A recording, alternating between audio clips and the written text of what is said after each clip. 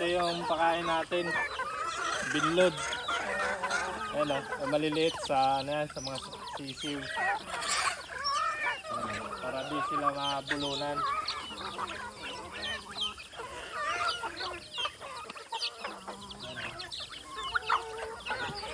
Yung pakain natin sa mga malalaki na.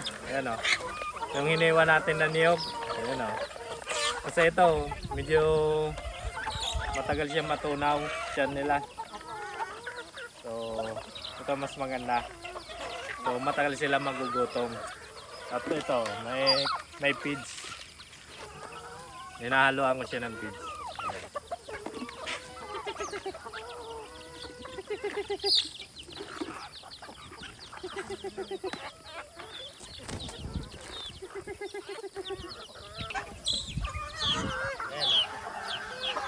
Ito yung duwadapo dati sa balikat ko nung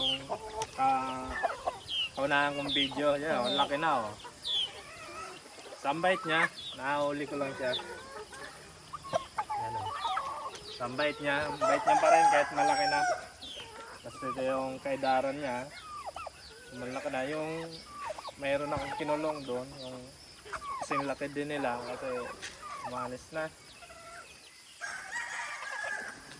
Lalo na pag yung mga lalaking ganito, nahabol ng isang malaki kong umaalis.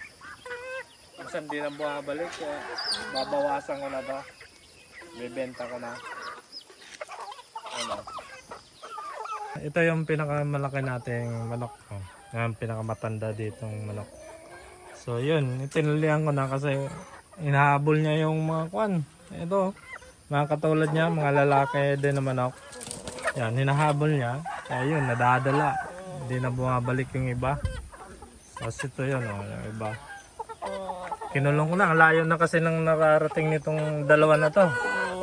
Ayan malalaki na rin yan.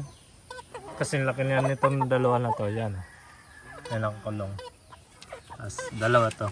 Ayan, may babae yung isa. So, kinukulong ko na sila. Para hindi makuha ng iba. Yung iba kasi wala na. Parang nakatay na eh. So yun, ibebenta ko na sila. Yung mga pwede na, yung malalaki na talaga, ibebenta ko na. So yun madami tayong malilit dyan yung mga bago natin pasisiw. Ayan ayan medyo marami-rami na rin yan. Tapos meron pa akong 7 piraso doon sa loob, yung nakakulong. Tingnan natin dito yung isa ko pang inahin na may sisiw. Ayan, ating mga alaga. Dami yan Ayan. Tapos dito meron din ako nakakulong dito.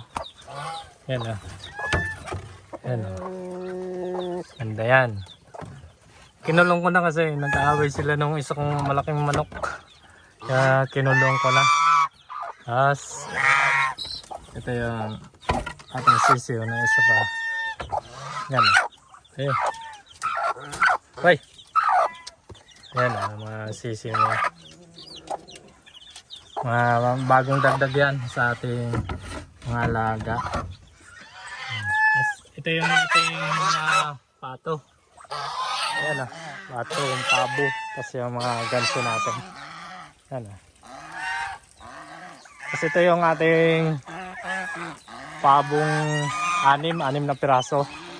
So ngayon 4 na lang sila kasi yung pinsan ko gusto rin mag-alaga kaya pinalagaan ko yung dalawa. Kaya 4 na lang siya.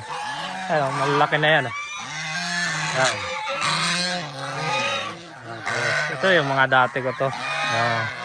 Yung puti. Tapos ito. Tapos yun isa. Yung isa kasing inahin, pinalagaan ko muna doon kay Binatang Pinoy. Kasi gusto rin niya mag-alaga ng pabo. Tapos wala siyang inahin. Barako lang nasa kanya. Kaya pinahiram ko yung isang inahin. Ito yung mga gray dati. Tapos yung sa isa, yung may puti. Ayun. Doon naman yung sa isa. Yung sa brown na inahin. Yan Ayan, sobrang dami na talaga ng aking alaga. So, yan mga pato, pabo, ganso. Yan lang. Tapos, iba pa yung manok. Yung manok natin doon Grabe, ang dami. Ang dami kong pinapakain ng mga alaga. So, ngayon, kailangan ko na talagang magbenta. Yan, malalaki na rin sila. Babawasan ko na. Grabe din kasi sa, sa patuka. Masyado na makonsumo. Babawasan ko na to. Yan. Siya lang ating bayad. Lapit lang dito sa ating kubo ng ating mga alaga.